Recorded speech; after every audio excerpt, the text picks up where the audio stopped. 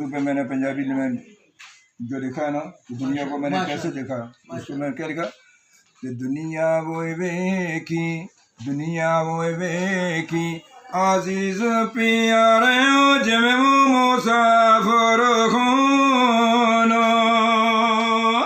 चलो चलनी दायो आलमो सारा, चलो चलनी दायो आलमो सारा, तेरे से वे नाम रबाना।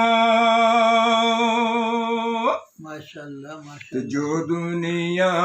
ते जो दुनिया ते पैदा भी होया आखिर ओ मर जासी, वो जिस वो मिट्टी थी रब वो पैदा हुए कीता ते मोड़े उथे दफनासी। सुभान अल्लाह जी। मिट्टी वो अंदर मिट्टी हो के ओ जिंदन मानी और लोसी, वो मिट्टी वो अंदर मिट्टी हो के ते जिंदन मानी और लोसी, वो जिथे ने की बदी होया साडी ते सब तो राजू तुलसी।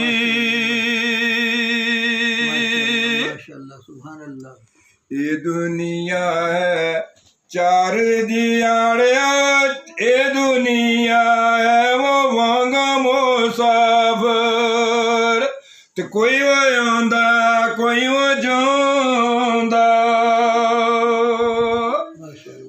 ये दुनिया है वांगो मुसाफिर, कोई वो आंदा कोई वो जांदा, ओ मैं वही ते वो रूंदा है तकिया ते जेड़ा है दिल लगांदा। ते दुनिया वो दारो, क्या लिखा, दुनिया वो दारो, दुनिया वो अंदर दिल न लाया किधरे, दुनिया वो दारो दुनिया वो अंदर ते दिल न लाया किधरे, असमी वो जाना वो उससे वो पासे ते पिछले वो टुरा गए ये जिधरे। माशाअल्लाह जी। तो कोठियां वाले हो कोठियां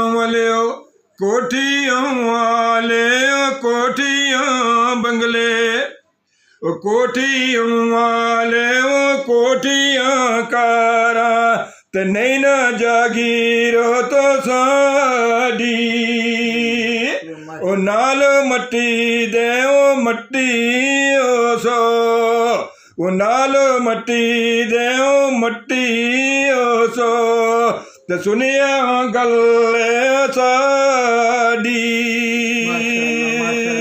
सुनिया गल साडी। ये माशाअल्लाह 11वीं शरीफ का तमाम है, इस पर ये हमारी दुआ हो रही है। हम दोनों भाई इकट्ठे हैं, हर महीने के 11 तारीख को हम इंशाअल्लाह गौस पाक का खत्म लाते हैं, जिसमें हमारी ये यादें हैं। अल्लाह ताला हमें इत्तफाक दे, सेहत दे, तंदुरुस्ती दे, इल्म की दौलत दे, ईमान की दौलत दे, रिज़्क़ की दौलत दे हमें। आमीन बस आमीन आमीन। आमीन।